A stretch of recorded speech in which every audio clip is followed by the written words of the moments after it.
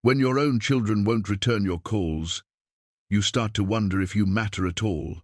Martin Cole sat alone in his apartment at 59, divorced and abandoned, questioning where everything went wrong. A letter arrived about an inherited house from a distant uncle. The place was tucked into the Montana mountains, built right into the cliffside. Martin had nowhere else to go, so he drove north through the snow. He expected a cold, empty house. Instead, the lights worked and the floors were warm. On the kitchen table sat a journal with his name written inside. What had his uncle left for him to find? Before we continue, tell us where you're tuning in from. And if this story touches you, make sure you're subscribed, because tomorrow I've saved something extra special for you. The drive from Billings had taken Martin Cole nearly 4 hours, and for most of that journey he'd questioned his sanity. The highway gave way to state routes, then county roads, and finally to something that barely qualified as a road at all, more a suggestion carved through pine forest and stone. His truck handled it well enough, but his nerves frayed with every mile that took him further from civilization. Snow had started falling around noon, fat flakes that gathered on his windshield faster than the wipers could clear them. The world outside narrowed to what his headlights could illuminate. Tree trunks dark as charcoal, the occasional flash of a reflective marker, and endless white descending from a sky he could no longer see. Martin had left his apartment in Billings 3 years ago, after the divorce papers were finalized. That small one-bedroom place with its beige carpet and humming refrigerator had been his entire world since Claire moved out. She'd taken the house, their house, the one where they'd raised Andrew and Catherine. She'd deserved it, really. She was the one who'd made it a home. He'd just paid the mortgage and showed up for dinner. The apartment had been adequate. A place to sleep, to grade papers when he still had students to teach, to eat microwaved meals while watching shows he never really followed. After the school district offered early retirement, encouraged it, more accurately, citing declining enrollment and budget constraints, even that small routine had evaporated. He'd been 56 then, too young to stop working but too tired to start over. His children had their own lives by then. Andrew worked in Seattle doing something with computers that Martin had never fully understood, despite multiple explanations. Catherine taught elementary school in Portland, following somewhat in her father's footsteps, though she'd never quite said so. They'd sided with their mother during the divorce. Not openly, not with declarations or heated arguments, but with silence. Calls that went to voicemail, text messages that earned one-word replies, invitations declined with vague excuses about schedules and obligations. By the time the letter arrived from Feldman and Associates, attorneys at law, Martin had gone 8 months without hearing his daughter's voice, and nearly a year since Andrew had answered his calls. The letter had been formal, almost cold in its precision. It informed him that his uncle, Elliot Cole, had passed away at the age of 93. Martin had to think hard to even remember the man, a tall figure at a funeral when Martin was 7, then again at a family reunion when he was 12. Uncle Elliot had seemed ancient even then, with silver hair and hands that moved with careful deliberation. He'd asked Martin questions about school, about what he liked to read, and had actually listened to the answers. That was the memory that stuck, being listened to. The inheritance was unexpected. A house, the letter said, located in the Montana wilderness, approximately 70 miles northwest of Billings. The property included the house itself, 12 acres of land, and all contents therein. There were no conditions, no requirements beyond signing some papers and paying minimal transfer fees. Martin had almost declined. What did he need with a house in the middle of nowhere? But then he'd looked around his apartment at the walls he'd stared at for 3 years, at the silence that had become his only companion, and thought, why not? So here he was, grinding up a mountain in a snowstorm, following GPS coordinates and increasingly dubious road signs, looking for a house he'd never seen left to him by a man he barely remembered. The coordinates led him to a turnoff marked only by a cairn of stacked stones. The road, if it could be called that, cut through dense forest for another mile before opening into a clearing. And there it was. Martin stopped the truck and stared. The house seemed to grow from the cliff face itself. Behind it, a wall of basalt columns rose like a frozen pipe organ, hexagonal pillars of dark stone reaching 50 feet into the grey sky. The house had been built directly into this formation, its back wall formed by the ancient volcanic rock. The front was all glass and weathered wood, modern lines softened by the snow gathering on its angular roof. It shouldn't have looked welcoming, it should have looked cold, forbidding, like something from a fairy tale meant to warn children away. But warm light glowed in the windows. Smoke rose from a chimney he could barely make out against the darkening sky. Someone had been here. Recently. Martin's heart quickened as he pulled closer. Had the lawyers arranged for caretakers? The letter hadn't mentioned anyone. He parked near what appeared to be the front entrance and sat for a moment, engine idling, trying to decide if he should be concerned or relieved. The door was unlocked. He pushed it open slowly, half expecting to interrupt something, but the house greeted him with silence and warmth. The entrance opened into a wide room with polished concrete floors and exposed beam ceilings. A wood stove radiated heat from the far wall. The furniture was simple but well made, a sofa covered in wool blankets, 2 leather chairs that looked broken in but not broken down, shelves lined with books. "Hello," Martin called out. His voice sounded strange after hours of silence in the truck. No answer. He moved through the space carefully, taking inventory. The kitchen occupied one end of the great room, separated by a long counter of butcher block wood. The appliances were old, but clean. The pantry, when he opened it, was stocked canned goods, dried pasta, rice, flour, coffee. More than just staples. Someone had prepared for a guest. Off the main room, a hallway led to 2 bedrooms and a bathroom. The larger bedroom held a bed made up with fresh linens. The smaller had been converted to an office or study, with a desk facing a window that looked out onto the forest. But it was what he found on the kitchen table that stopped him completely. A leather-bound journal, its cover worn smooth by decades of handling. Resting on top of it, a note written in careful script on cream-colored paper, *, for Martin when you're ready. Welcome home. E.C. *. Martin picked up the note with shaking hands. The paper felt expensive, substantial. The handwriting belonged to someone who'd learned penmanship in an era when such things mattered. He opened the journal to the first page. *, January 1952. I have decided to keep a record, not of events, which are tedious and will be forgotten, but of intentions. Why we build matters more than what we build. This journal will be a record of why. *.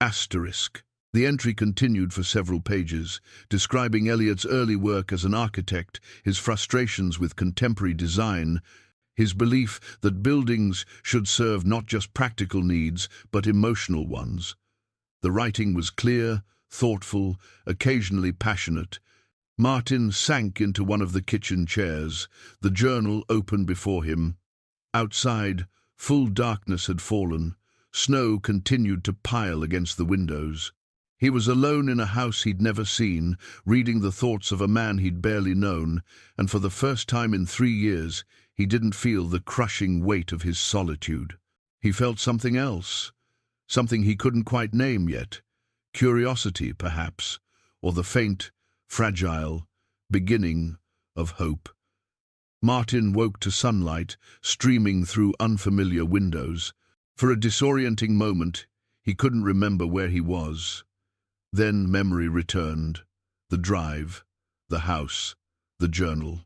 He'd fallen asleep in the bedroom fully clothed, too exhausted to do more than kick off his boots. The morning was crystalline and cold. Through the bedroom window, he could see the forest blanketed in fresh snow, each branch weighted with white. The sky above was that particular shade of blue that only seemed to exist in mountain winters, sharp and clean and impossibly bright. He found coffee in the pantry and worked out the old percolator on the stove. While it burbled and hissed, he explored the house more thoroughly in daylight. The main room revealed details he'd missed in last night's dim lamplight. The exposed beams weren't just structural, they'd been carved with subtle patterns, geometric designs that caught the eye without demanding attention. The wood stove sat on a raised hearth of smooth river stones. Every window framed a specific view: forest, cliff face, sky. The house felt intentional. Nothing was arbitrary or accidental. After his second cup of coffee, Martin ventured into the basement. Wooden stairs descended into what he'd expected to be a dark, damp space. Instead, he found a workshop bathed in natural light from ground-level windows. A long workbench ran along one wall, its surface scarred but organized. Tools hung on pegboards with the precision of someone who knew exactly where everything belonged. But it was the drawings that drew him across the room. Architectural blueprints covered an entire wall, pinned and overlapping, some yellowed with age, others fresher. Martin recognized the house above him in various iterations: early sketches, detailed elevations, cross-sections, showing the integration with the basalt cliff. But there were other drawings too: theoretical structures, buildings that existed only on paper, designs labeled with notations about acoustic resonance and emotional geometry. One blueprint showed a circular room with walls that curved, according to mathematical formulas Martin didn't recognize. Annotations in Eliot's handwriting read, "Asterisk amplifies contemplation, dampens anxiety. Test occupant response after 30-minute intervals." Asterisk. Martin stepped back, unsettled. His uncle hadn't just been an architect, he'd been conducting experiments. That's when he noticed the radio. It sat on a shelf near the window, a vintage tube radio, the kind his own father had owned in the early 1972s. A Hallicrafters S-38, if Martin remembered correctly. The metal casing had been polished recently. Someone had cared for this object. He reached out to touch it and jerked his hand back. The metal was warm. Not hot, but noticeably warmer than room temperature. He checked there was no heater vent nearby, no direct sunlight hitting the shelf. The radio sat in relative shadow, yet it radiated gentle heat like something recently used. Martin clicked it on, half expecting nothing. Tube radios took time to warm up, if they worked at all after decades of storage. Sound came immediately. Static at first, the white noise hiss of dead frequencies. Then, emerging from that emptiness, fragments of a voice. Male, older, the words too distorted to make out clearly. Martin adjusted the dial carefully, trying to find the signal. The voice clarified for a moment. "Martin, if you're hearing this," his heart hammered. He froze, afraid to move and lose the frequency. "Exactly where you need to be." The house, static, swallowed the words. "Machine for living, but also for remembering. Don't be afraid of more static, what you've forgotten." Then silence. Just empty hiss across the bandwidth. Martin's hands shook as he checked the radio's dial. The frequency it was tuned to didn't make sense. It was outside the normal AM broadcast range, somewhere in the spectrum that shouldn't carry voice signals at all. He pulled out his phone, Googled the model number and frequency specifications. According to every source he could find, the radio couldn't receive broadcasts on that frequency. It was technically impossible. Yet he'd heard it, heard his name, heard what sounded unmistakably like his uncle's voice, though he had no clear memory of how Eliot had sounded. Martin sat down on the workshop stool, phone still in his hand. The screen showed a voicemail notification he'd missed during his exploration. He almost deleted it, without listening. Most calls these days were spam or debt collectors, but something made him check the number. Andrew. His son's voicemail was brief. "Dad, got your message about the inheritance. Call me back. We need to discuss next steps." No greeting. No inquiry about how Martin was doing or whether he'd made the drive safely. Just business. Martin's thumb hovered over the callback button, then moved to the delete icon instead. Not yet. He wasn't ready to have that conversation, the one where Andrew would ask about property values and sale timelines and what Martin planned to do with his share, though legally the house belonged solely to Martin. He pocketed the phone and returned his attention to the radio. It sat silent now, just an old piece of technology on a shelf. But that warmth remained, subtle but undeniable. Martin spent the afternoon reading more of the journal. Elliot's entries from the 1,950 seconds described his apprenticeship under Frank Lloyd Wright at Taliesin West. The legendary architect had been in his 80s then, still working, still teaching, still insisting that buildings should grow organically from their sites rather than being imposed upon them. Wright says, "A house should be of the hill, not on the hill." Elliot had written. But I think he doesn't go far enough. A house should be of the people who live in it. It should shape them as much as they shape it. Architecture isn't just about space, it's about time, about memory, about what remains when the inhabitants are gone. As Martin read, daylight faded into dusk. He'd lost track of time completely, something that hadn't happened in years. At the school, every hour had been measured by bells. In his apartment, every evening had been measured by the programs he watched and didn't really see. Here, time moved differently, slower, or perhaps just less noticeable. He made dinner from what he found in the pantry pasta, with canned tomatoes and herbs that still had some life in them, despite being dried. The kitchen was well equipped, the stove responsive, everything functional. As he ate, he watched snow begin, falling again beyond the windows. That night, he dreamed vividly. He was 7 years old again, standing in his grandmother's backyard during that reunion. Uncle Elliot knelt beside him, showing him something in the grass, a spider's web strung between two fence posts, each strand catching sunlight. "Look how it's built," Elliot said. "Every thread has a purpose. Nothing is wasted." That's good design.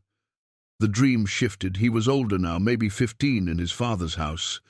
His father sat in his recliner, newspaper raised like a wall. Martin tried to speak, to say something important, but no words came out. His father never lowered the paper. Then he was standing in the house he'd shared with Claire, watching her pack boxes. Catherine stood in the doorway, not the adult she'd become, but the 8-year-old she'd been, holding a stuffed rabbit. "Where are you going, Daddy?" she asked. But he wasn't the one leaving. He was the one being left. Martin woke with tears on his face. The room was dark, except for moonlight filtering through the curtains. He lay still, letting the dream fade, but the emotions remained grief and loss, and something deeper, something he'd been avoiding for 3 years, regret. Not just for the divorce, though that was part of it. Regret for all the moments he'd been present, but not truly there. All the conversations he'd half listened to while thinking about tomorrow's lesson plans. All the school events he'd attended but rushed away from. All the times he'd chosen solitude over engagement because it was easier, safer, less demanding. He rose and walked to the kitchen, seeking water. The journal still sat on the table where he'd left it. Beside it, he noticed something that made him stop mid-step. The journal was open to a different page than where he'd stopped reading. He'd closed it before bed. He was certain. Yet here it was, open to an entry dated 1968. Margaret died today. They tell me I'll heal. That time will ease this wound. But I don't want it to ease. I want to remember exactly how this feels, because this pain is proof of what we had. This is the price of love, and I would pay it again and again. I will build something that lasts, something that holds time instead of letting it slip away, a space that remembers. Martin's hands trembled as he picked up the journal. The page felt no different than any other. There was no rational explanation for how it had opened on its own, unless he'd done it himself and forgotten, unless he was more tired than he'd realized. Or, unless the house was doing exactly what Elliot had designed it to do, Martin spent the next 3 days systematically reading through Elliot's journal. He rationed the entries, reading only a few pages each morning with his coffee, letting the words settle before moving forward. It felt important not to rush, though he couldn't have explained why. The journal revealed a man of remarkable depth and peculiar obsessions. After Margaret's death in 1968, Elliot had thrown himself into research that straddled the line between architecture and psychology. He'd studied how ceiling heights affected mood, how natural light influenced circadian rhythms, how acoustic properties could amplify or dampen emotional states. Visited the Rothko Chapel in Houston. One entry from 1971 read, Rothko understood something most architects miss, that space itself can be an emotional experience. The paintings are just the excuse. It's the room that does the work. The proportions, the light, the way sound dies against those walls. You walk in, agitated, and walk out contemplative. That's not the art. That's the architecture. Martin found this fascinating in a way nothing had fascinated him for years. He'd taught history for 3 decades, always focusing on events and dates and the movements of armies and governments. He'd never considered that the buildings themselves might be just as important, that the spaces people inhabited shaped not just their activities, but their inner lives. He discovered a section of blueprints that showed the house above him in cross-section, with notations that read like musical compositions. Eastern room, morning light, high ceiling, hard surfaces. Purpose, clarity, awakening, decisive thought. Another, western room, afternoon light, lower ceiling, soft surfaces. Purpose, creativity, dreaming, possibility. Martin decided to test this. He spent an entire morning in the Eastern room, what he'd been using as the living room, working through some legal documents the estate lawyer had sent. He found his mind unusually sharp, able to focus on the tedious language without his attention drifting. The light came in at an angle that felt energizing rather than harsh. That afternoon, he moved to the Western room, the smaller space with the desk. He'd brought a notebook, thinking he might write down some thoughts about what to do with the property. Instead, he found himself sketching something he hadn't done since college. Just simple drawings, nothing artistic, but the act itself felt natural in that space. The light was softer here, almost golden. The ceiling pressed down just enough to feel intimate rather than confining. Elliot had been right. The rooms did influence him. The question was whether that influence was real or just the power of suggestion. Over those first days, Martin also explored the property. The snow had tapered off, leaving everything crystalline and still. Behind the house, a trail led up through the basalt formations to a higher elevation. The climb took 20 minutes, his breath coming hard in the thin air, but the view from the top was worth it. The entire valley spread below him, miles of forest punctuated by rocky outcrops, a frozen stream threading through the bottom, and far in the distance, the faint geometry of roads and civilization. From up here, his apartment in Billings seemed impossibly far away, not just in distance, but in essence. That life, the beige carpet, the humming refrigerator, the neighbors he'd never spoken to belonged to someone else. At the highest point of the trail, he found a viewing platform made of weather-treated wood. Someone had carved initials into one of the posts, EC plus ML 1961. Elliot and Margaret. 7 years before she died. Martin stood there for a long time, gloved hands resting on the railing his uncle had once touched, looking out at a view his uncle and aunt had once shared. The wind moved through the pines with a sound like distant ocean waves. A raven called from somewhere below. Otherwise, silence. That evening, he returned to the journal and found entries from the period just after Margaret's death. The handwriting became less controlled, the thoughts more raw. I failed her. Not in the ways that matter to divorce courts. I was faithful, present, attentive. But I failed her by not building something that could hold us both after she was gone. All our life together exists now only in my memory, and when I die, it dies too. That's intolerable. There must be a way to preserve not just images and objects, but the feeling of a life lived together. Asterisk. A few entries later, asterisk, began sketching the cliffside house today. It will be my masterwork.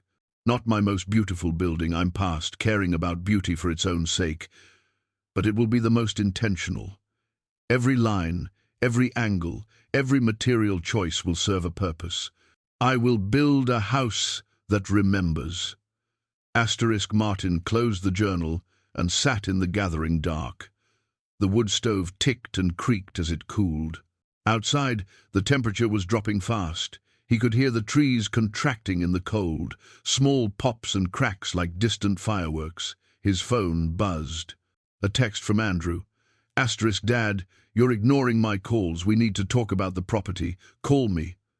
Asterisk. Martin stared at the message. The word property bothered him more than he wanted to admit. Not the house or Uncle Elliot's place. Property. A thing with monetary value. Nothing more. He typed back, asterisk. I'm here. It's not what I expected. Need more time to figure things out. Asterisk. Andrew's response came immediately. Asterisk. Time costs money. Property taxes, utilities, maintenance. We should list it before spring. Mountain properties sell better in summer. Asterisk. We. As if this were a shared decision. As if the inheritance had been left to both of them. Martin deleted the message thread without responding further. He'd deal with Andrew later, or not at all. For the first time in longer than he could remember, he didn't feel obligated to justify his choices to his children. The next morning brought another discovery. While exploring a closet in the smaller bedroom, Martin found a box of old photographs. Most showed Elliot and Margaret wedding photos from 1960 vacation snapshots, pictures of the two of them at various construction sites with blueprints spread across makeshift tables. But beneath these were older photographs, family gatherings from the 1940s and 50s. Martin recognized his grandmother in several, much younger than he'd ever known her. There were children in these photos, Martin's father among them, sullen even as a boy, standing apart from the group. And there, in the background of a photo from what looked like a 4th of July picnic, stood a young Elliot, watching the children with an expression Martin couldn't quite read. Not sadness, exactly.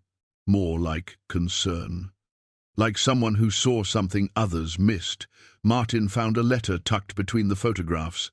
The envelope was addressed to Elliot in his grandmother's handwriting, postmarked 1985. Inside, the letter was brief. Asterisk. Elliot, I'm writing because I don't know who else to tell. I'm worried about Martin. He's 12 now, a good boy, smart and kind. But Charles is so hard on him. Nothing the boy does is good enough. I see Martin closing off, becoming like his father, distant, afraid to show warmth. If something happens to me, promise you'll look after him. Not with money, but with attention. He needs someone who sees him. Your sister Dorothy. Asterisk. Martin read the letter 3 times. His grandmother had died when he was 14. He'd forgotten, or maybe never fully realized, how much she'd worried about him, how clearly she'd seen what was happening. And Elliot had received this letter, had kept it all these years, had remembered. That afternoon, Martin walked back up to the viewing platform. The initials carved in the post caught the slanting light differently now that he knew their story. E. C. plus M. L. A promise made in 1961, 7 years before it would be broken by death. But not really broken, Martin thought. Because Elliot had kept building, kept creating, kept trying to hold on to what they'd had. This house was proof that love didn't end just because life did. He stood there until the cold drove him back down, his mind turning over questions he couldn't quite articulate. Questions about what we leave behind, what we build, what we choose to remember. That night, the radio activated on its own. Martin was in the kitchen making tea when he heard it, the hiss of static from the basement workshop. He descended the stairs slowly, uncertain what he'd find. The radio glowed warm amber, its dial illuminated.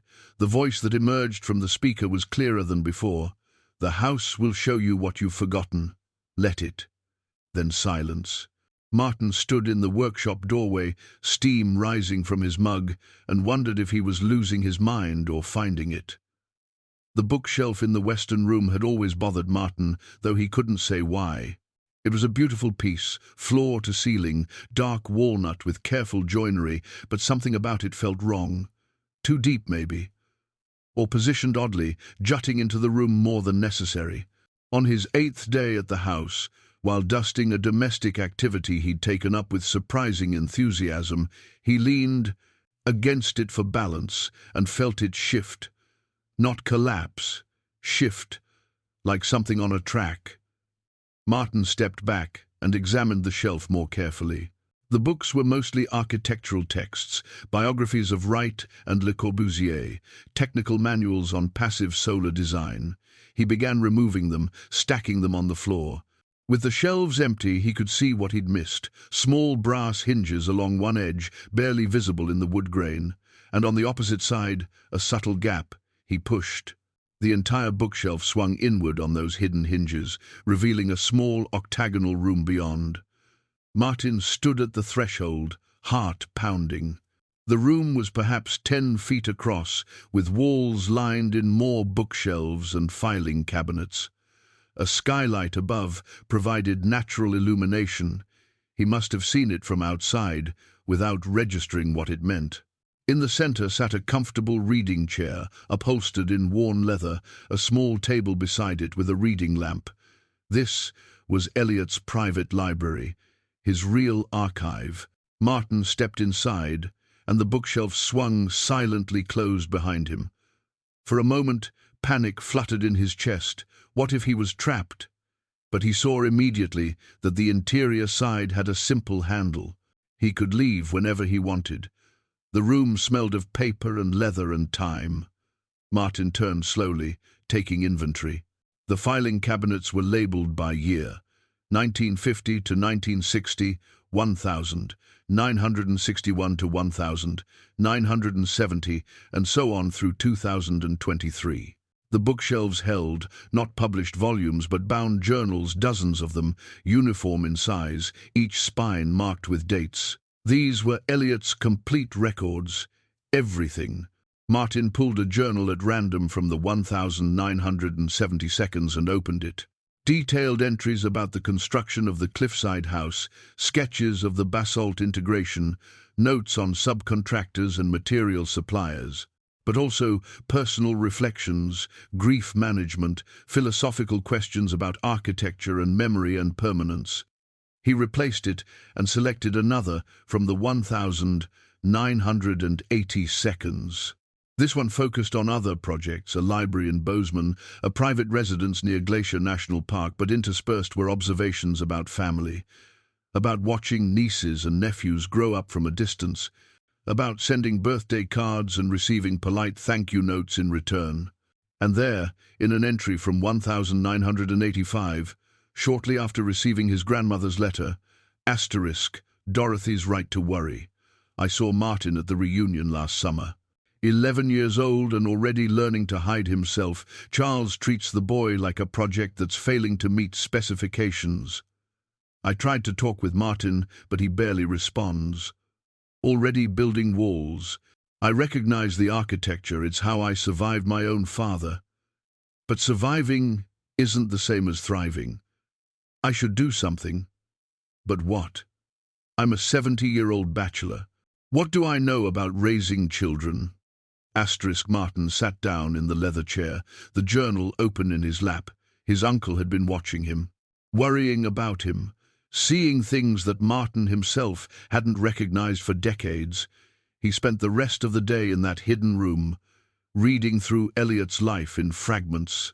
The years accumulated: Margaret's death, the aftermath, the slow reconstruction of a life lived alone but not empty. Elliot had continued designing buildings, teaching occasionally at Montana State, corresponding with other architects and engineers.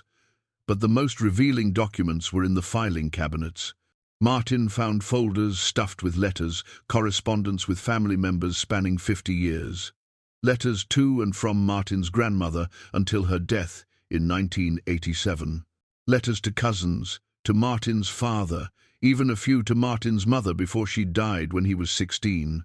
One folder was labeled simply, Martin. Inside were copies of letters Elliot had sent over the years. Birthday cards Martin vaguely remembered receiving. A letter when Martin graduated high school, full of encouragement and advice he hadn't appreciated at the time. Another when he'd gotten his teaching position, congratulating him on choosing a profession that mattered. Martin had responded to maybe half of these. Brief thank you notes, nothing substantial. He'd thought of Elliot as a distant relative who sent cards out of obligation. He'd never realized the attention, the care, the genuine interest. And there, at the bottom of the folder, were letters Elliot had written but never sent. Drafts, dated from the past 5 years. One, dated 2020. Asterisk. Dear Martin, I heard about your divorce. Dorothy would have wanted me to reach out. I know what it's like to lose the person who made sense of your world. The difference is, your children are still alive. Don't let them become strangers.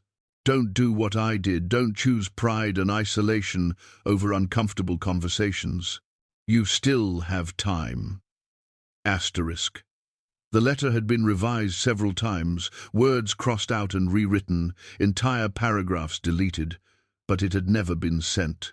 Another from 2022. Asterisk Martin. I'm 92 years old. The doctor says I have a year, maybe 2. I've decided to leave you the house, not because you need property, but because I think the house needs you. Or maybe you need it. I built it to be a place of healing, though I never fully healed myself. Perhaps you'll do better. I hope this doesn't feel like a burden. Think of it as a question the house asks, and you get to decide the answer.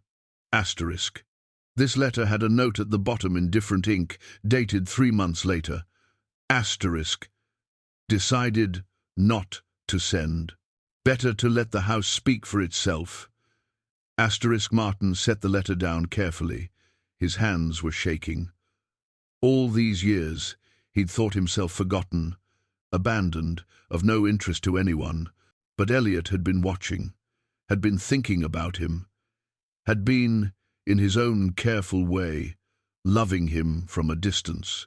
He found one more document in that folder, a letter addressed to him, sealed in an envelope marked, Open when you understand. Martin held it for a long time, feeling its weight. Not yet. Whatever was inside would change something, and he wasn't ready. He returned it to the folder and closed the cabinet. The hidden library also contained photographs Martin had never seen. Elliot and Margaret on their wedding day, both of them radiant. Margaret in the kitchen of some earlier house, laughing at something beyond the frame. Elliot at construction sites, examining blueprints, always with that look of intense concentration. And family photos. The same ones Martin had found in the closet, but also others. Pictures of Martin himself at that reunion, when he was 11, standing awkwardly in a polo shirt his mother had insisted on. At his grandmother's funeral, barely 14, looking lost. A newspaper clipping from when Martin had been named Teacher of the Year at his high school, 2003. Elliot had kept it. Someone knocked. No, something knocked. A branch against the skylight, moved by wind. Martin looked up and realized how dark it had become. He'd been in the library for hours. He emerged into the main house feeling disoriented, like a diver surfacing too quickly. The western room seemed different now, knowing what it concealed. Everything in this house had layers, secrets, intentions. Martin made dinner mechanically, pasta again, with vegetables from the freezer. As he ate, he thought about the letters Elliot had written and not sent. The watching from a distance, The care expressed through architecture rather than words. His phone sat on the counter, dark and silent. He could call Catherine, could try one more time to bridge the gap, but what would he say? That his dead uncle had cared about him more than his living children did. That he'd found a hidden room full of proof that someone had been paying attention when everyone else had been looking away. Instead, he cleaned his dishes and returned to the hidden library. He pulled the most recent journal, 2023, the year Elliot died, and began to read. The entries were shorter now, the handwriting less steady, but the mind behind them remained sharp. Asterisk the 3rd of January 2023. Doctor confirmed what I already knew. Months, not years. I'm content with this. I've built what I meant to build, loved who I meant to love. The house is ready. Martin will come when he's ready. I wish I could be there to see it, but perhaps it's better this way. The house will teach him things I never could. Asterisk, the 15th of January 2023. Wrote to Martin's children, both of them. Asked if they'd consider reconciliation, offered the house as neutral ground, a place for the family to heal. I made sure they understood this wasn't about inheritance. Martin gets the house regardless. This was about relationship. Asterisk, Martin's breath caught. Elliot had reached out to Andrew and Catherine. He flipped forward, looking for what came next. Asterisk, the 2nd of February 2023. Received responses from both. Andrew's was curt, essentially told me to mind my own business. Catherine's was kinder but equally clear. Their relationship with their father is over. They've moved on. As if people were just chapters you could close. I tried. I failed. Perhaps Martin will have better luck. Or perhaps he'll learn something I never did, that you can't fix what others are determined to keep broken. Asterisk, Martin closed the journal. His uncle had tried, had reached out, advocated, attempted to build bridges. And his children had refused. The rejection wasn't his alone. It belonged to both of them, to Martin and to Elliot, the uncle who'd tried to help. In that moment, something shifted. The pain didn't disappear, but it became something he could hold differently. He wasn't uniquely broken.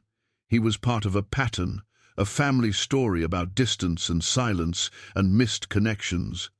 But unlike his father, unlike the generations before, he'd felt the pain of it. That had to count for something.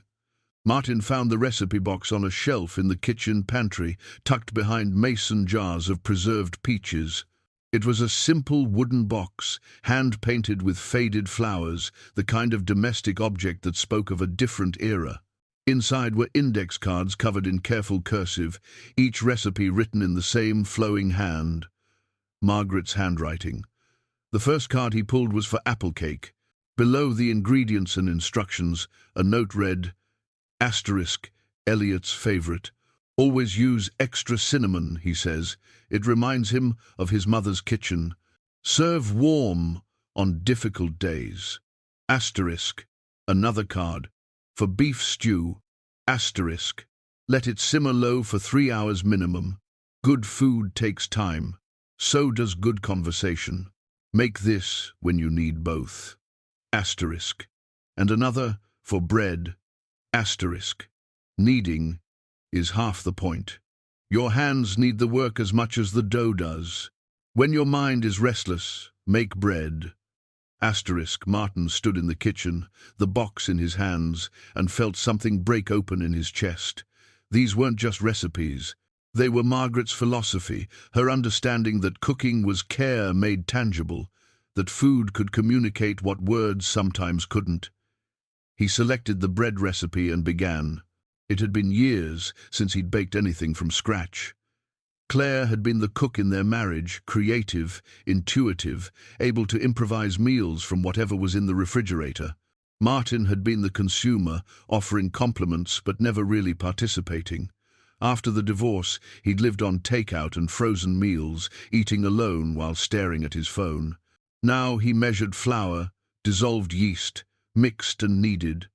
The dough was sticky at first, resisting his efforts, but gradually it came together. His hands worked the mass, folding and pressing, and he understood what Margaret had meant. The repetitive motion was meditative. His mind, which had been churning with thoughts about Elliot's letters and his children's rejection, began to settle. While the dough rose, he made coffee and sat at the kitchen table. The morning light came in at the angle Elliot had designed for clear, energizing. Martin found himself thinking about Catherine, his daughter, 8 months since they'd last spoken. Not because of any particular fight, but because of accumulated distance, the slow drift that neither of them had tried to stop. She'd been close to her mother during the divorce. Martin understood that. Claire had been present in ways he never managed. Claire had remembered parent-teacher conferences and soccer schedules and which friends were having problems. Martin had been there technically, but always slightly distracted, always thinking about tomorrow's lessons or department politics or his own quiet dissatisfactions. He pulled out his phone before he could talk himself out of it and typed, "Catherine, I'm thinking about you. I hope you're well. No need to respond. Just wanted you to know. Asterisk." He stared at the message for a full minute before hitting send. The bread baked while he read more of Margaret's recipe cards. Each one contained small revelations, glimpses into a marriage built on attention and care. Elliot gets quiet when he's worried. Make his favorite soup the potato one. Don't ask what's wrong. Just be there. And his birthday chocolate cake. Always. He pretends not to care about celebrations, but he does. Everyone does.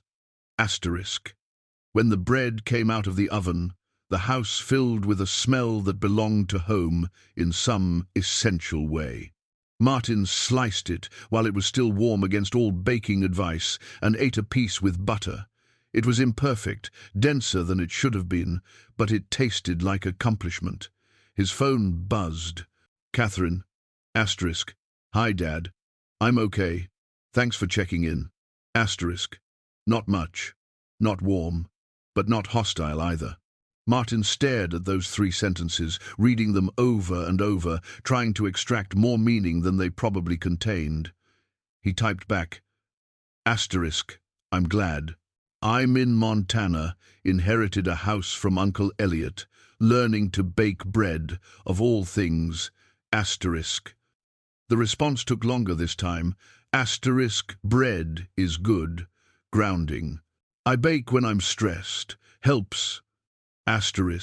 Something loosened in Martin's chest. They were having a conversation, brief, careful but real. "I'm learning that. He wrote. "There's something about working with your hands. I spent too many years just in my head. 3 dots appeared, disappeared, appeared again. "Yeah, I remember. You were always somewhere else, even when you were home." The words stung because they were true. Martin sat with that sting, let it hurt, rather than defending himself. "You're right. I was. I'm sorry for that." No response came. Martin waited 5 minutes, then 10, then set the phone aside.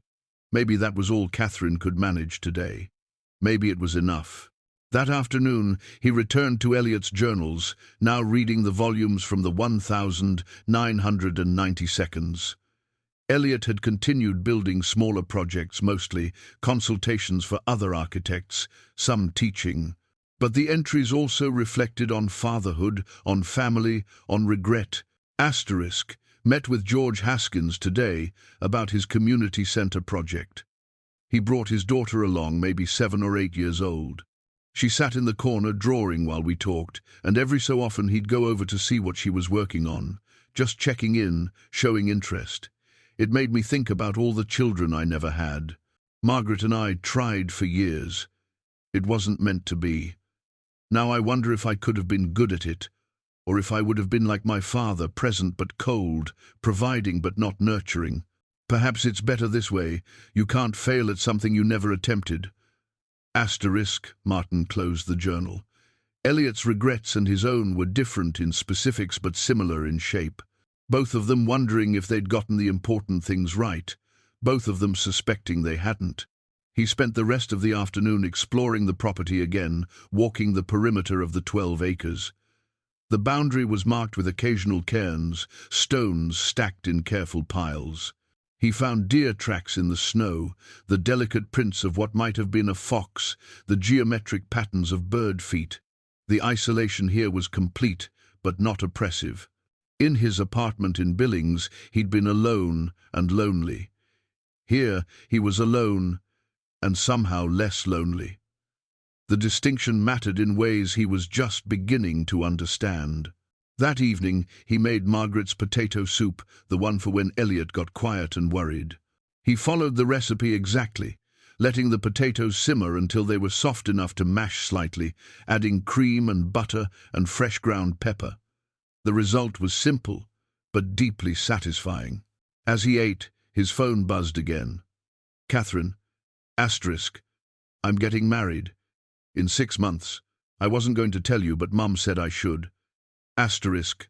Martin's hand tightened on the spoon. He set it down carefully. Asterisk.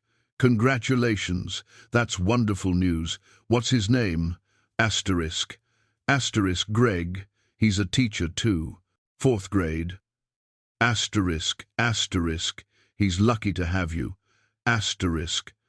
A longer pause this time, then asterisk. I haven't decided yet if I'm inviting you. I need to think about it. I don't want drama at my wedding. Asterisk. Martin took a breath, typed. Asterisk. I understand. Whatever you decide, I'm happy for you. You deserve every good thing. Asterisk. No response came, but he hadn't expected one. He finished his soup, washed his dishes, and sat by the wood stove as darkness fell outside.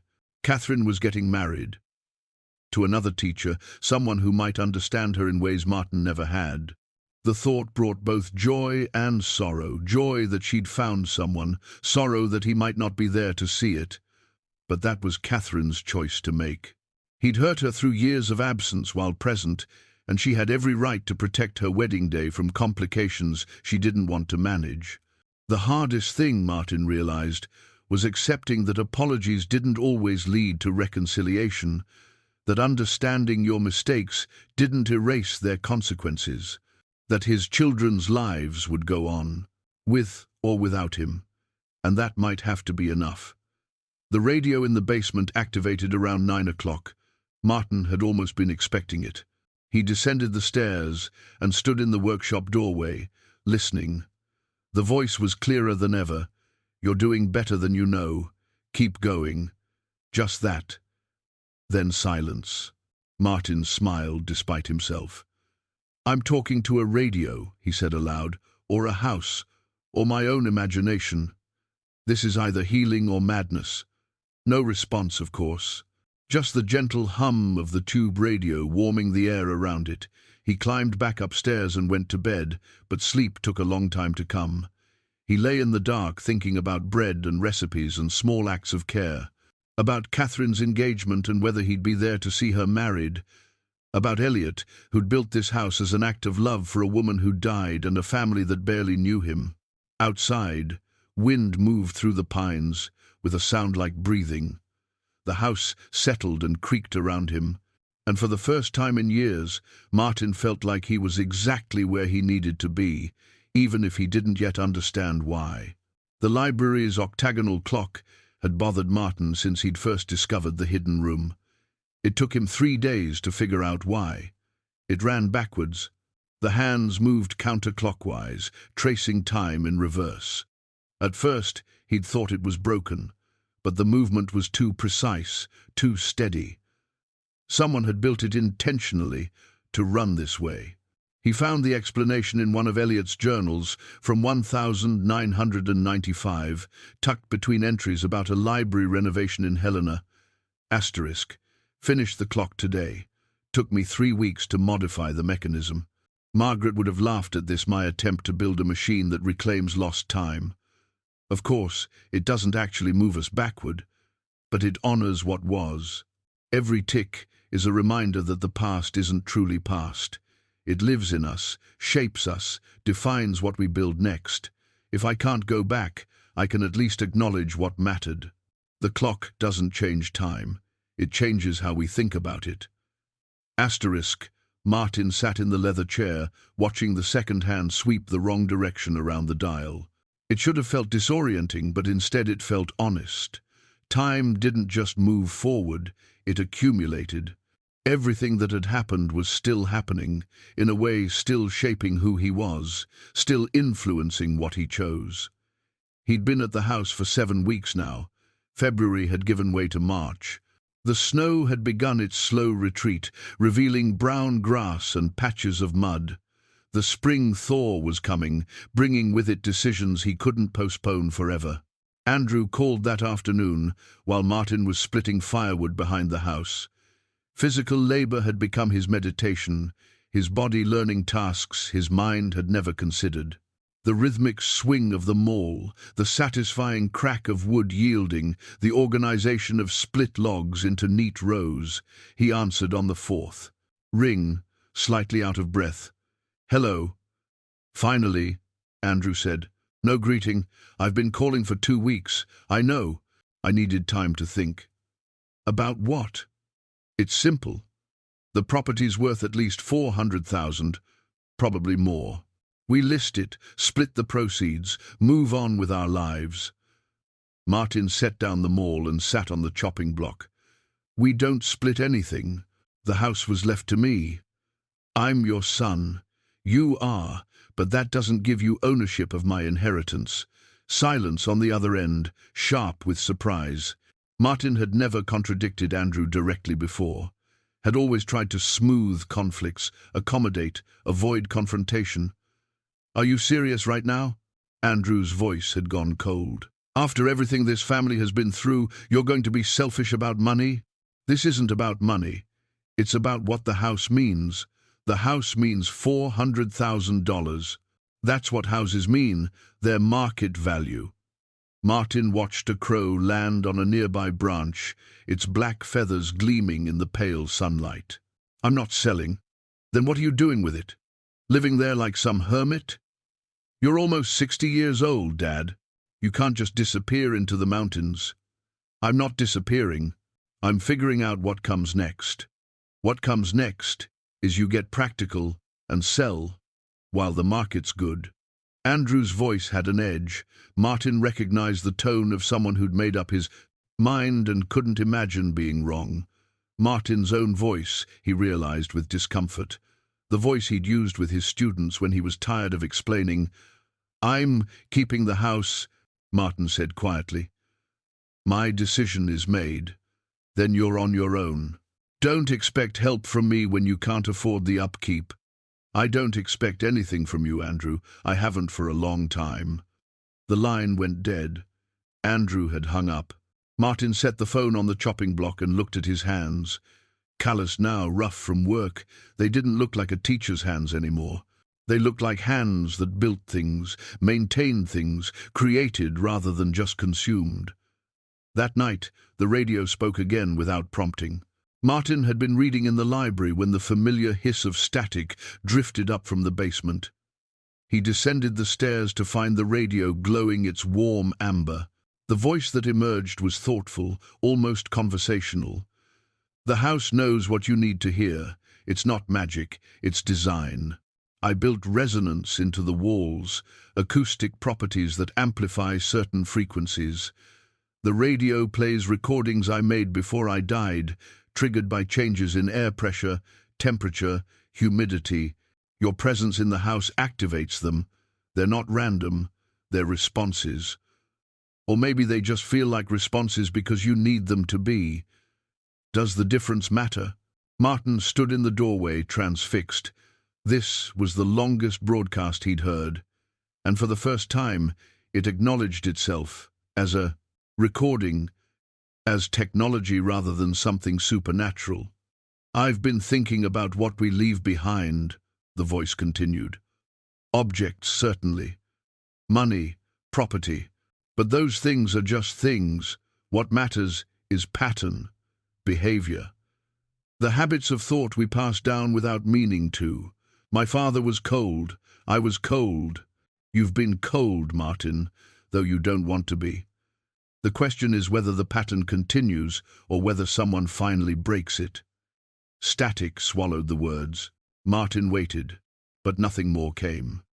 He returned to the library and pulled down another volume from the 1970 seconds.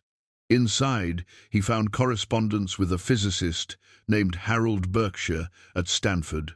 The letters discussed acoustic theory, resonant frequencies, and something called architectural memory. Asterisk, what if spaces could hold information? Asterisk, Eliot had written. Asterisk, not like recording devices, but like tuning forks that vibrate in response to specific frequencies. A room designed with the right proportions could amplify certain emotional states, play them back, in a sense. Not perfectly, but recognizably. I've been experimenting with the library. Margaret loved that room. She spent hours there. I wonder if I can build something that remembers her presence, that echoes it for whoever comes after. Asterisk. The physicist's response was skeptical but intrigued. Asterisk. You're describing something between architecture and instrument design. Possible in theory, but the variables would be incredibly difficult to control. Every person who entered would change the acoustic properties. Still, as a metaphor for how spaces shape experience, it's fascinating. Asterisk, asterisk. It's not a metaphor. Asterisk, Eliot had written back. Asterisk. It's engineering. I'm going to build it. Asterisk. Martin set down the letters and looked around the octagonal library. The proportions were unusual, not quite circular, not quite square. The ceiling curved in a way that felt natural but wasn't standard. The books themselves would absorb and reflect sound in specific ways. Had Eliot actually succeeded? Had he built a room that remembered? Or was Martin just experiencing what anyone would experience, a carefully designed space that influenced mood and thought? Maybe, as the radio suggested, the difference didn't matter. He spent the next 2 days in deep introspection, writing in the blank journal Eliot had left. Not letters to anyone else, but letters to himself. Examining his marriage, his fatherhood, the slow accumulation of small choices that had led to isolation. One passage he wrote, and then reread several times. Asterisk. I was there for every birthday, every graduation, every major event. But I was armored, protected. I showed up, but didn't participate. Didn't risk being vulnerable, being seen, being wrong. I thought that was strength. I thought that was being a good father, providing stability, being consistent, not burdening my children with my own emotions. What I actually did was teach them that feelings should be hidden, that connection is dangerous, that love is something you demonstrate through presence but never through actual intimacy. I gave them a roof, but not a home, just like Dad gave me. Asterisk. The recognition settled into him like a weight and a relief simultaneously. He couldn't change what he'd done, but he could stop pretending it hadn't mattered. That evening, he wrote 2 letters, real ones, on paper he found in Eliot's desk, one to Andrew, one to Catherine. To Andrew, he wrote an apology without defensiveness, an acknowledgement of his failures as a father, a release from any obligation to maintain relationship. Asterisk. I understand if you're done with me. You have that right. I'm sorry for the ways I failed you. I hope your life is good. You don't owe me forgiveness. Asterisk. To Catherine, he wrote similarly but added a paragraph about her wedding. Asterisk. Whatever you decide about inviting me, I'm proud of you. You deserve joy. You deserve a partner who sees you, who's present with you in ways I never learned to be. I hope Greg is that person. I hope you build something together that's better than what I built with your mother. You don't need my blessing, but you have it anyway. Asterisk. He drove 40 minutes to the nearest town the next morning and mailed both letters. The drive back felt lighter somehow, as if he'd set down something he'd been carrying without realizing its weight. The house waited for him in its clearing among the pines, light glowing in the windows, smoke rising from the chimney on a timer he'd set. It looked like home. Not his childhood home, not the house he'd shared with Claire, but something new, something he was learning to build for himself. Martin found the sealed envelope 3 days after mailing his letters. He'd been organizing the filing cabinet in the library, creating his own system for Elliot's documents. When he noticed it again, the envelope marked, "Open when you understand." He'd seen it before and left it alone, sensing its weight, knowing it contained something significant. But now, after weeks of reading journals and letters, after writing his own apologies and releasing his expectations, he felt ready. The envelope wasn't sealed with glue, but with old-fashioned wax, a burgundy seal pressed with Elliot's initials. Martin broke it carefully and withdrew several pages of heavy stationery. Asterisk, February 2023, asterisk, asterisk, Martin, asterisk, asterisk. If you're reading this, you've spent enough time in the house to understand what it's meant to teach. You've read my journals. You've found Margaret's recipes. You've heard the radio broadcasts, my voice speaking to you across the gap between life and death. Though really it's just technology and intention working together. Asterisk, asterisk. There's something you need to know. Something I tried to do and failed at. I'm telling you now because you need to understand that some things can't be fixed, no matter how carefully we build, no matter how good our intentions. Asterisk, asterisk. 2 years ago, I reached out to your children, both of them. Asterisk. Martin's breath stopped. He read the sentence again, then forced himself to continue. Asterisk. I found them through social media, absurdly easy for someone who barely understood computers. I wrote to Andrew first, then Catherine. I explained who I was, that I'd been watching your family from a distance for years, that I could see the fractures and wanted to help. Asterisk, asterisk. I offered this house as neutral ground, a place where your family could come together, away from old battlefields and accumulated resentments. I made it clear this wasn't about inheritance. You were getting the house regardless. This was about relationship, about giving you all a space designed for healing. Asterisk, asterisk, I've enclosed copies of their responses. I'm sorry, Martin. I wish I had better news. Asterisk. Martin's hands shook as he turned to the next pages. Printouts of emails dated 2 years prior. The first was from Andrew. Asterisk, Mr. Cole. Asterisk, asterisk, I appreciate your concern, but our family situation is private. My relationship with my father is my own business, not yours. Whatever history you have with our family doesn't give you the right to interfere in matters you don't understand. Asterisk, asterisk. Respectfully, please don't contact me again.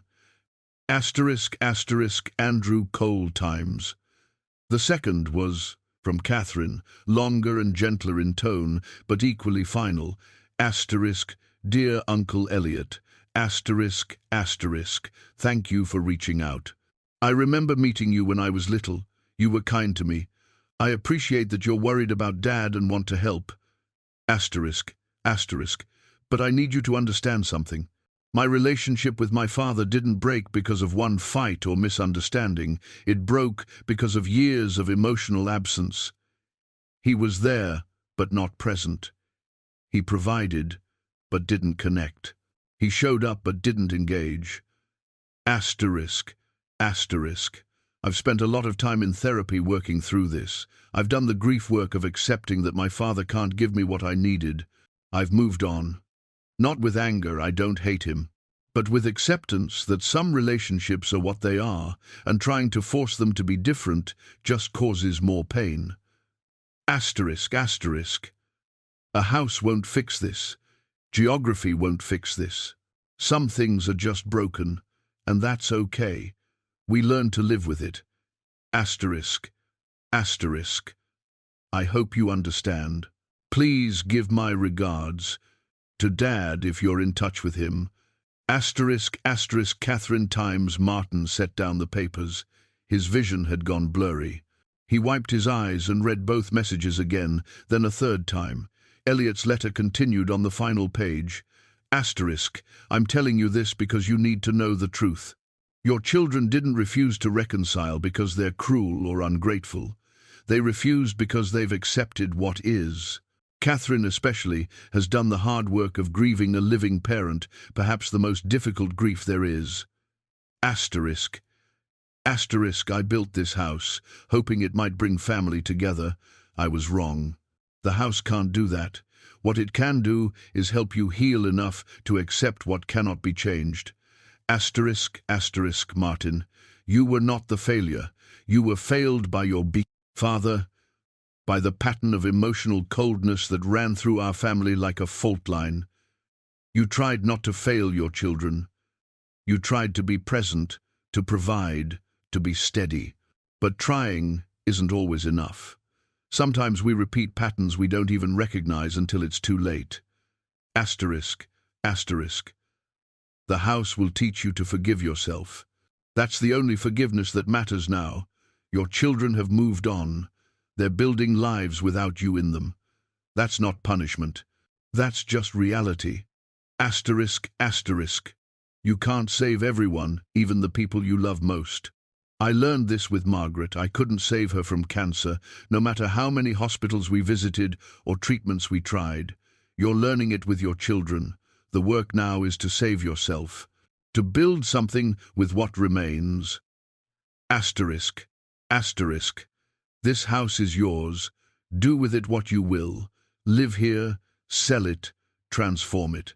But whatever you choose, do it for yourself, not for the family you hope to rebuild. That hope is what's been keeping you trapped. Asterisk, asterisk. I wish I could have told you this in person. I wish I could have known you better. But perhaps the house will know you better than I ever could. Asterisk, asterisk. You're going to be all right, Martin. Not right away, but eventually. Asterisk, asterisk, Elliot. Times. Martin sat in the leather chair, the letter pages scattered across his lap, and felt something fundamental shift inside him. Not break shift, like a bone that had healed wrong and needed to be rebroken to set properly. He'd been holding on to hope like a lifeline.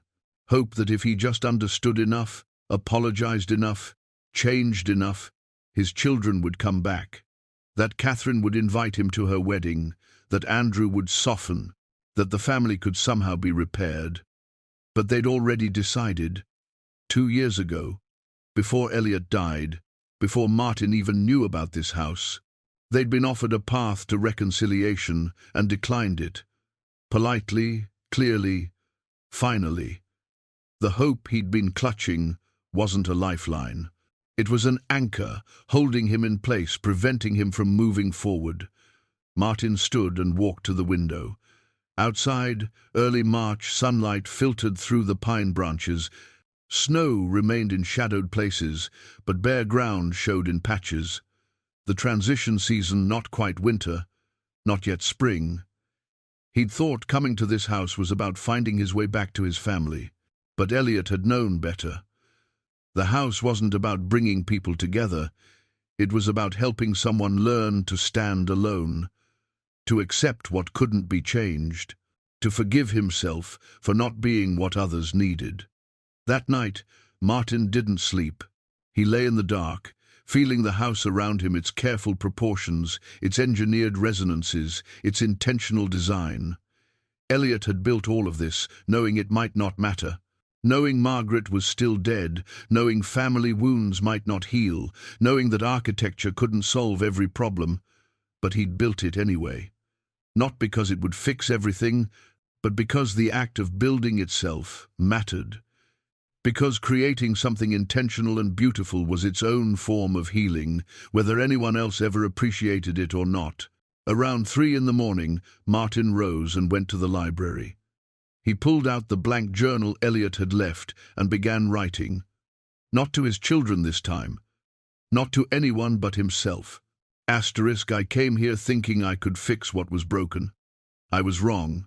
Some things stay broken. Some relationships end even though we don't want them to.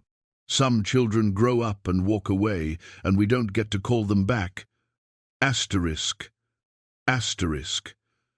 The question isn't how to fix it, the question is how to live with it. How to build something meaningful with what remains. How to forgive myself for being human, for making mistakes, for not knowing what I didn't know until it was too late to matter. Asterisk, asterisk. Elliot built this house for Margaret, but she was already gone. He built it anyway. Maybe that's the lesson. You build anyway. You create anyway. You move forward anyway, not because it changes the past, but because it's the only direction left to go. Asterisk. The backwards clock ticks steadily in the corner, each second a reminder of what was and couldn't be reclaimed. Martin wrote until dawn broke over the basalt cliffs, light flooding the octagonal room, illuminating his words on the page. When he finally set down his pen, he felt emptied out. Hollow but clean, like a house cleared of furniture, ready to be filled with something new. The storm hit on the third week of March, unexpected and fierce. The forecast had mentioned possible snow, but Martin had assumed they meant flurries, the last gasp of winter before spring took hold. Instead, he woke to 18 inches already on the ground, and more falling so thick he couldn't see the tree line 50 yards away. The power stayed on solar panels and battery backup, another of Elliot's careful preparations, but the road became impassable within hours. Martin checked his supplies and found he had enough for several weeks if necessary. Food, firewood, water from the well that ran on its own generator.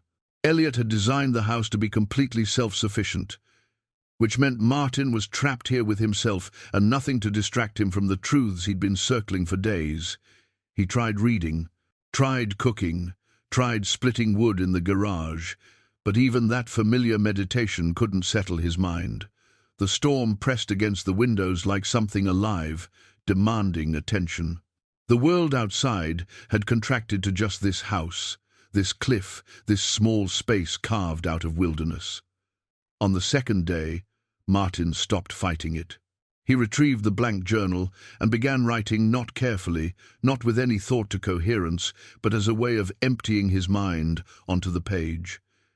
He wrote about his marriage, not the divorce, which he'd already examined, but the earlier years. Meeting Claire in college, both of them education majors, both idealistic about shaping young minds. She'd been warm where he was reserved, expressive where he was contained. He'd thought they balanced each other. Now he wondered if she'd just been doing the emotional work for both of them. Asterisk. Our first real fight was about Thanksgiving, 3 years in. She wanted to host both families. I said it was too much stress. What I meant was, I don't want people seeing inside our life. I don't want anyone close enough to notice the gaps, she cried. I didn't understand why hosting dinner mattered so much. Now I see it. She was trying to build family, to create connection, and I was putting up walls even then. Asterisk. He wrote about becoming a father. The terror of holding Andrew as a newborn, so small and fragile. The sense of responsibility that felt crushing rather than joyful. The distance he'd maintained even then, as if afraid that loving too much would somehow damage both of them. Asterisk. I held him, but not too close. Fed him, but let Claire do the rocking, the soothing, the real comfort. I told myself I was being practical, that mothers had instincts fathers didn't, but really I was protecting myself. From what? From the same thing my father protected himself from, the risk of being needed, of being insufficient, of failing. Asterisk. The words came faster, rougher. He wrote about Catherine's birth 3 years later, about how he'd hoped a daughter might break through his reserve somehow, about how she'd looked at him with such trust, and how terrified he'd been of disappointing her. So he'd stayed distant, friendly but not intimate, present but not engaged. Asterisk. Catherine asked me once why I never played with them the way other dads did. She was maybe 6. I told her I wasn't good at playing, that I was better at other things like helping with homework. She accepted that. Children accept what their parents give them. They don't know they're allowed to ask for more. I taught both my children that love is something quiet and contained, that you show it through provision and presence, not through touch or words or actual connection. I taught them to be like me. And then I wondered why they grew distant. Asterisk. The storm continued through day 3. Martin had stopped tracking time precisely. He ate when hungry, slept when exhausted, wrote when the pressure in his chest demanded release. He wrote about his father, a man who died when Martin was 25, old enough to be an adult, but still young enough to need a father. They'd never had the conversation Martin had always thought they'd eventually have, the one where his father explained why he'd been so cold, so distant, or maybe apologized, or maybe just acknowledged what had been missing. Asterisk. Dad died of a heart attack at his desk. Quick, they said. Like that was a comfort. He was there one day and gone the next, and all the things I'd wanted to ask or say or hear just evaporated. I realized then that waiting for the right moment is just another form of cowardice. There's no right moment. There's just now, and now, and now, and then no more nows at all. Asterisk, asterisk. I repeated his pattern with my own children. Didn't mean to, meant to be different. But intention without awareness doesn't change anything. You need both. Asterisk. On the 4th day, the storm began to ease. The snowfall thinned to occasional flurries, and patches of blue appeared in the grey sky. Martin emerged from his writing fugue, feeling scraped raw but somehow cleaner. He'd written nearly 100 pages, filling the blank journal Elliot had left. He read back through what he'd written and saw the pattern clearly now. The inheritance of emotional distance, passed down through generations like genetic code. His grandfather, his father, himself, each one trying to be present while remaining protected. Each one creating children who felt seen but not known. But he'd also written something else, buried in the later pages, recognition that the pattern could end with him. That even if his children never forgave him, even if they never wanted relationship with him again, he could still break the cycle in himself. Could still learn, this late, what it meant to be emotionally honest, vulnerable, present not just physically but genuinely. He found the deed to the property in Elliot's filing cabinet, along with the letter of intent to the estate lawyer. The documents were clear. Martin had complete control. He could sell, stay, or transform the property however he wished. No restrictions, no conditions. Asterisk. Give Martin choices. Asterisk. Elliot had written to the lawyer. Asterisk. He's had too few in his life. This is about agency, not just inheritance. Asterisk. Martin sat at the kitchen table with the documents spread before him and let himself imagine possibilities. He could sell, give Andrew the money he wanted, though he knew now it wouldn't heal anything between them. He could stay, live here permanently, becoming the hermit Andrew had accused him of being. Or he could do something else entirely. The idea came slowly, built from pieces he'd been gathering without realizing it. Elliot had designed this house to heal psychological wounds, had researched acoustic properties and emotional geometry and how spaces could influence human experience. What if that wasn't meant just for Martin? What if it could help others? He spent the afternoon researching on his laptop, the internet sluggish but functional. Retreat centers, healing spaces, places where people navigating grief or loss or family estrangement could come for respite. The infrastructure was already here: solar power, geothermal heating, well water, 12 acres of land. The house was designed for exactly this purpose. By evening, Martin had contacted a non-profit that ran similar retreats across Montana. Their director, a woman named Patricia Grimm, responded within hours. They'd been looking for a new location. This could work. Martin wrote an email to Andrew, his hands steady on the keyboard. Asterisk. I'm not selling the house. I'm transforming it into... A retreat center for people dealing with grief and family estrangement. The property will remain in my name, but it will serve others. This honors Uncle Elliot's vision and gives the house a purpose beyond monetary value. I'm not asking your permission, I'm informing you of my decision. You're free to be angry about this. You're free to cut contact. You're also free to come visit someday if you change your mind, but I'm done trying to earn your approval. Asterisk. He sent it before he could second-guess himself. That night, the radio remained silent. No broadcasts, no static, just an old piece of technology sitting cold on its shelf. Martin realized he didn't need it anymore. Whatever Elliot had meant to teach him, he'd learned. The house had done its work. He stood at the window, looking out at snow-covered pines under a clearing sky, and felt something settle inside him. Not peace, exactly. Not yet. But something close to it. Acceptance, maybe. The understanding that he'd done what he could, apologized as honestly as possible, and released the outcomes he couldn't control. Tomorrow he'd begin the practical work of transformation, contacting contractors, planning renovations, working with Patricia's non-profit to create something that would outlast him. Tonight, he simply stood in the house his uncle had built and let himself feel the full weight of what had been lost and what might still be built from what remained. 2 weeks after the storm cleared, Martin received an email from Catherine. He'd been expecting silence.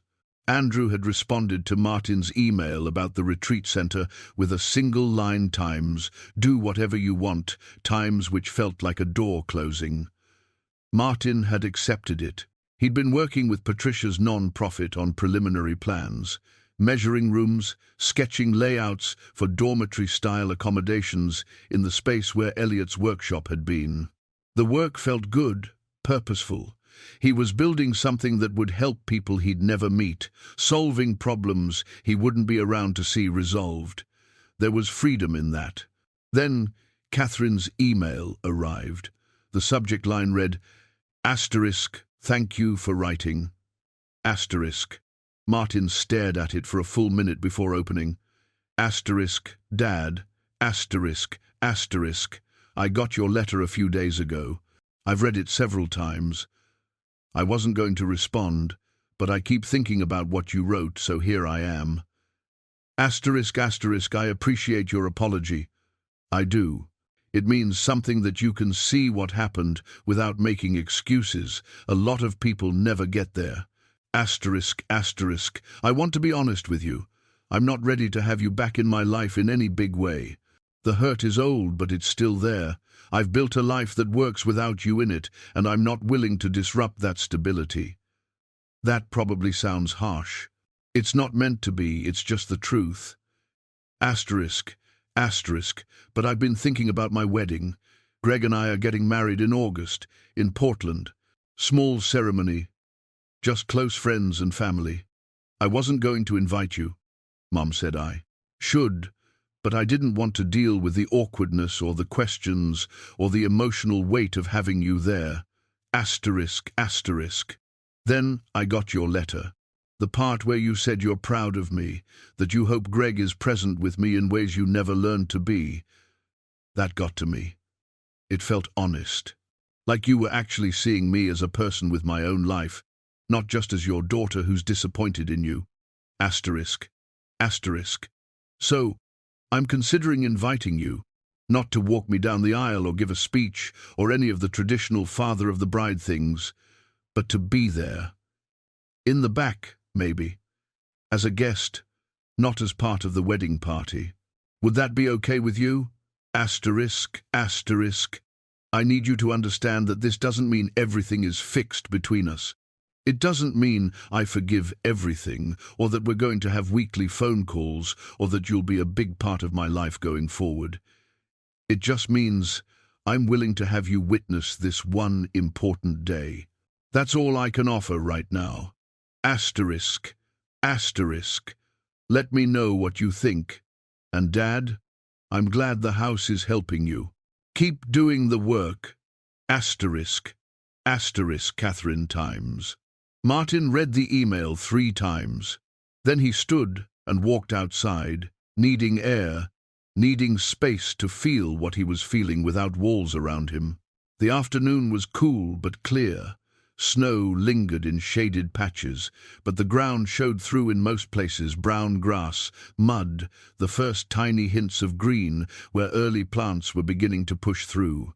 Spring was coming properly now. Catherine was considering inviting him to her wedding, not as her father, not in any traditional role, but as a guest, a witness, someone permitted to see but not participate in the center of her life. It hurt. He let himself feel that. It hurt that she felt the need to set such clear boundaries, to specify exactly how limited his role would be. It hurt that she was right to do so. But it was also grace. Unexpected, unearned grace. She didn't have to invite him at all. She didn't have to respond to his letter or acknowledge his apology or give him any space in her life whatsoever. She'd done the hard work of accepting his absence, of grieving him while he was still alive. She'd moved on. And yet, she was opening the door, just a crack, not because she needed him, but because she'd decided to offer him this small gift, the chance to witness her joy, even from a distance. Martin walked to the viewing platform where Elliot had carved his and Margaret's initials decades ago. The valley spread below, vast and indifferent to human concerns. Rivers would keep flowing, mountains would keep standing, seasons would keep turning, whether Martin attended his daughter's wedding or not. But he wanted to be there, wanted it with an intensity that surprised him. He returned to the house and wrote his response carefully. Catherine, ****. Thank you for considering this. Yes, I would very much like to be there. I understand the boundaries you're setting, and I respect them completely. I'm not asking for more than you're offering. Being able to witness your wedding, even from the back, even as just another guest, would mean more to me than I can properly express. ***, I'm proud of you for knowing what you need and being clear about it. That's strength I didn't have at your age, still learning it now, honestly. ***. Whatever happens from here, thank you for this. ***. Dad times. He sent it before doubt could creep in, before he could start worrying that he'd said too much or not enough. Then he sat at the kitchen table and cried messy, ungraceful tears that came from somewhere deep and long-sealed. Not tears of joy, exactly, not relief either, something more complicated. Grief for what had been lost, gratitude for what was being offered, and the painful recognition that this small grace didn't erase the years of absence that had come before. That evening, Martin cooked Margaret's beef stew, the one that required 3 hours of low simmering. He followed her recipe exactly, letting the ingredients transform slowly, patiently. While it cooked, he worked on measurements for the retreat center renovation. Patricia had sent preliminary budgets and timelines. The work would take most of the summer, but they could potentially have their first guests by fall. His phone buzzed around 7. A text from Catherine, August 14th, Portland Botanical Gardens. I'll send you the details. 3 sentences. But they felt like a bridge being built, one careful plank at a time. Martin texted back, I'll be there. Thank you. He ate his stew slowly, savoring it, letting Margaret's recipe do what she'd intended, provide comfort and grounding on a day that required both. The kitchen smelled like home in the way only slow-cooked food can create. He understood now why she'd left these recipes, why she'd annotated them with care instructions. Cooking was connection.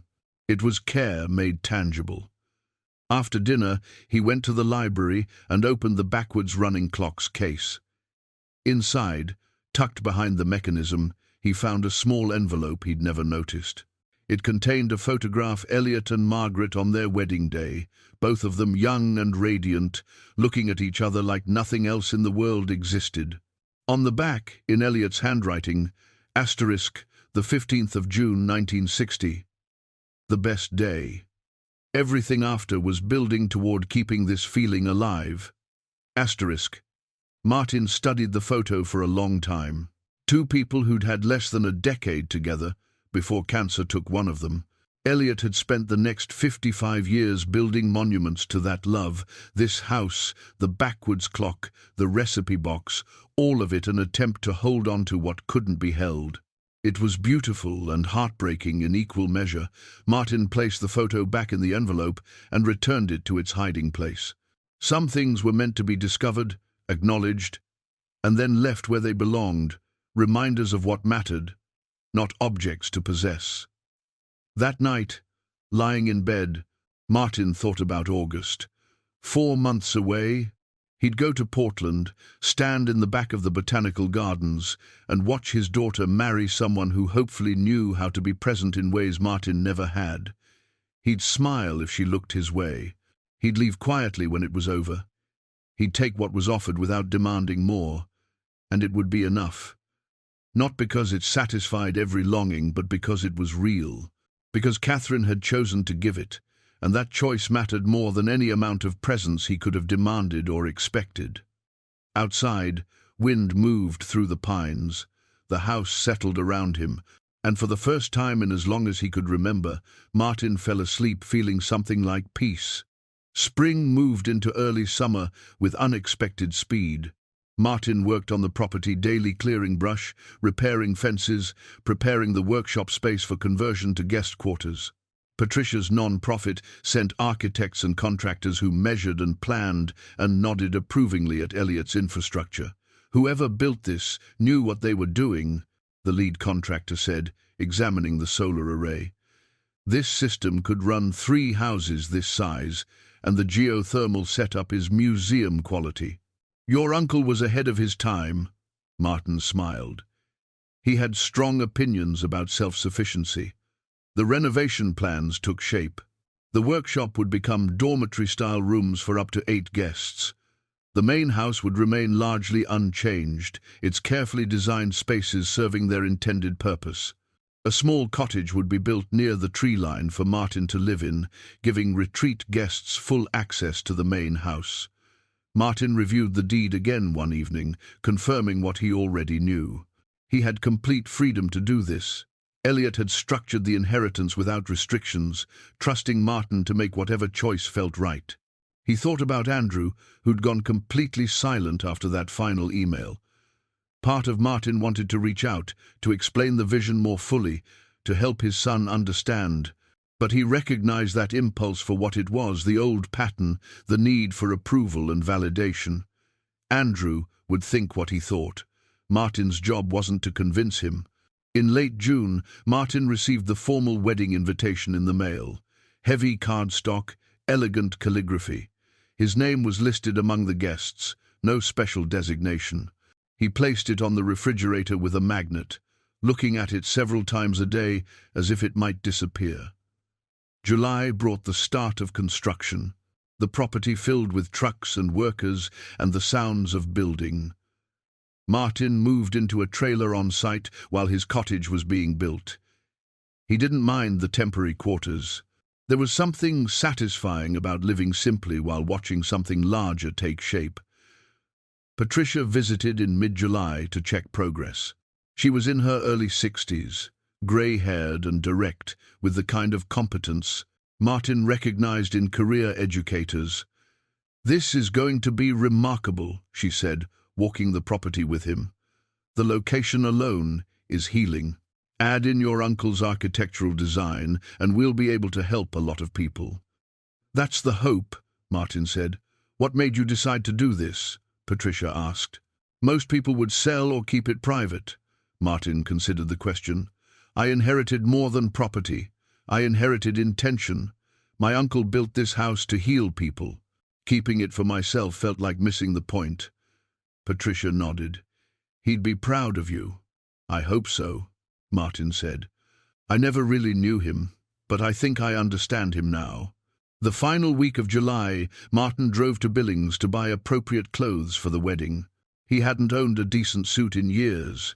The shopping trip felt surreal, trying on jackets and dress shirts, being measured for alterations, discussing tie colors with a salesperson half his age. "What's the occasion?" she asked, while pinning his sleeve. "My daughter's wedding. How wonderful. You must be so excited." Martin smiled carefully. "I am. It's complicated, but yes, excited." He didn't explain that he'd be sitting in the back, that his role was minimal, that this was grace rather than reconciliation. The young woman didn't need his history. She just needed to pin his sleeves correctly. The suit would be ready by August 10th, 4 days before the wedding. Plenty of time. Martin spent his last days before leaving for Portland, finishing small projects on the property. The cottage was nearly complete, a simple 2-bedroom structure with a small kitchen and a porch facing the valley. He'd furnished it simply: a bed, a desk, shelves for books. Everything he needed, nothing he didn't. The backwards clock from Eliot's library now hung on his cottage wall. He'd asked Patricia if he could keep it, and she'd agreed immediately. "Personal items are yours," she'd said. "The house and its design belong to the retreat, but your uncle's personal effects are your inheritance." So Martin had taken the clock, some journals, Margaret's recipe box, and the photograph of Eliot and Margaret on their wedding day. Everything else would stay with the house, serving its intended purpose. On August 12th, Martin locked the cottage and drove to Billings to catch a flight to Portland. He'd booked a modest hotel near the Botanical Gardens. The plan was simple: arrive the day before, attend the wedding, stay 1 night after, then return home. Home. He'd started thinking of the Montana property as home. Not the cottage specifically, but the land, the house, the entire 12 acres. It was where he belonged now, where he was building something that mattered. The flight was uneventful. Portland in August was warm and green, the city bustling with life. Martin's hotel room was small but clean. He hung his new suit carefully and stood at the window, looking out at a city he'd never visited, where his daughter had built a life he barely knew. Tomorrow he'd see Catherine. She'd know he was there, but they probably wouldn't speak much. Maybe a brief greeting, maybe not even that. He'd watch her marry Greg, this man she'd chosen, this person who hopefully knew how to be present and engaged and emotionally available. Martin felt nervous in a way he hadn't experienced in years. Not about the ceremony itself, but about whether he could honor Catherine's boundaries. Whether he could sit in the back and be content with witnessing rather than participating. Whether he could let this be enough. He spent the evening walking the city, eating dinner at a small restaurant, rehearsing in his mind how to be present without imposing, how to offer support without demanding acknowledgement, how to witness someone's joy from a careful distance. That night, in the hotel room, he wrote in his journal the one he'd continued from the blank pages Eliot had left him. Asterisk, tomorrow I get to see my daughter get married. Not as her father in any traditional sense, but as a guest she's chosen to allow.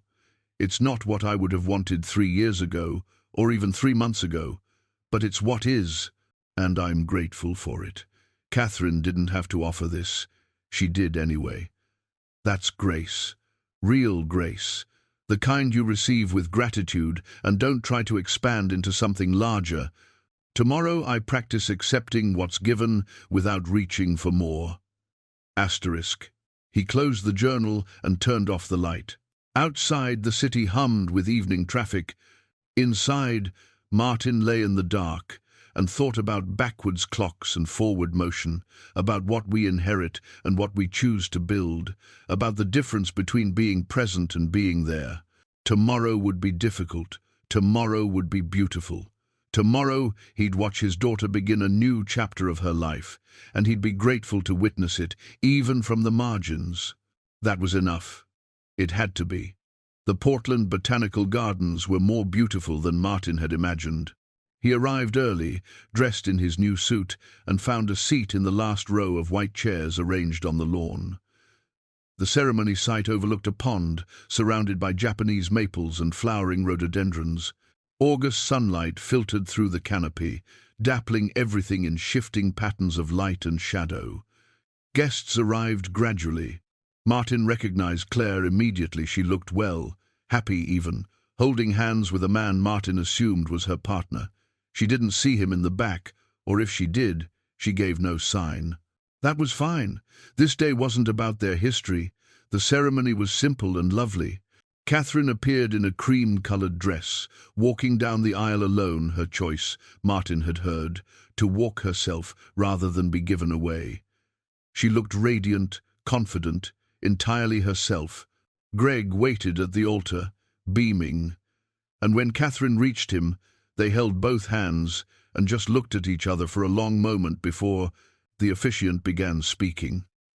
Martin watched from his seat in the back, tears streaming down his face that he didn't bother to hide. No one was looking at him anyway. All eyes were on Catherine and Greg, as they should be. The vows were personal, clearly written by the couple themselves. Catherine promised to be present, to listen, to choose Greg every day, even when it was difficult. Greg promised the same, with humor and tenderness that made the small gathering laugh and sigh. When the officiant pronounced them married, everyone stood and applauded. Catherine and Greg kissed, then walked back down the aisle together, both of them glowing. As they passed Martin's row, Catherine's eyes found his for just a moment. She smiled, small, genuine, acknowledging. Then she was past, greeting other guests, pulled into hugs and congratulations. Martin slipped away during the reception. He'd told himself he'd stay for one drink, but watching Catherine move through the crowd, so clearly surrounded by love and community, he realized his presence wasn't needed. She had what she needed. He'd witnessed what she'd invited him to witness. Anything more would be imposing. He returned to his hotel, changed out of his suit, and sat by the window as evening fell. His phone buzzed a text from Catherine. Asterisk. Thank you for coming. It meant something. Asterisk. Martin typed back. Asterisk. Congratulations. You were beautiful. Be happy. Asterisk. 3 sentences. Perfect and complete. 6 months later, Martin stood on the porch of his cottage and watched the first guests arrive at the retreat center. 2 women in their 50s, a man about Martin's age, a younger couple looking tentative. Patricia greeted them, showed them to their rooms in the converted workshop, explained the schedule and the property boundaries. The retreat would last 5 days. Guided sessions about grief and family estrangement, but also unstructured time. Time to walk the property, sit on the viewing platform, cook in the kitchen, read in the library. Time to let the house work on them the way it had worked on Martin. He'd decided to stay on as property manager and occasional counselor. His teaching background translated well to facilitating small group discussions, and he knew the house intimately, now knew which rooms fostered contemplation, which encouraged hope, how the light changed throughout the day, and what those changes could offer someone paying attention. The retreat center had been operational since October. They'd hosted 4 groups already, with more scheduled through the spring. The responses had been remarkable. People arrived broken and left not fixed, exactly, but different, softer, more willing to sit with difficult truths. The house did what Elliot had designed it to do. Martin had kept the backwards clock in his cottage, but he'd placed a small plaque in the main house library explaining Elliot's philosophy. Asterisk. Some inheritances aren't property, they're perspective. This house was built to help people heal. May it serve that purpose for whoever needs it. Asterisk. Andrew had never responded to news about the retreat center. Catherine sent occasional texts, brief updates about married life, pictures of her new apartment, nothing deep but maintaining connection. Martin didn't push for more. He responded warmly to what she offered and asked nothing beyond it. In December, she'd sent a Christmas card with a photo of her and Greg. On the back, asterisk, thinking of you. Hope you're well. Asterisk. Martin had put it on his refrigerator next to her wedding invitation. Now, in late February, with new guests settling into the house, Martin walked up to the viewing platform. The valley below showed early signs of spring snow melting, creeks running high, the faint haze of green beginning to show on southern slopes. He thought about Elliot, who'd stood here with Margaret decades ago and carved their initials. who'd lost her and spent 55 years building monuments to what they'd shared, who'd finally built this house not to bring back what was lost, but to help others survive their own losses. Martin understood now what the house had been teaching him all along. You couldn't reclaim the past. You couldn't force reconciliation. You couldn't make people love you or forgive you or want you in their lives. All you could do was accept what was, forgive yourself for being imperfect, and build something meaningful with whatever remained. The house had saved him, not by reuniting his family or erasing his mistakes, but by teaching him how to live with what couldn't be changed, how to transform grief into purpose, how to be alone without being lonely. He'd arrived here at 59, abandoned and purposeless. Now, at 60, he was building something that would outlast him, helping people he'd never meet, creating space for healing, even though his own healing was incomplete and always would be. That was enough, more than enough. A crow called from a nearby pine.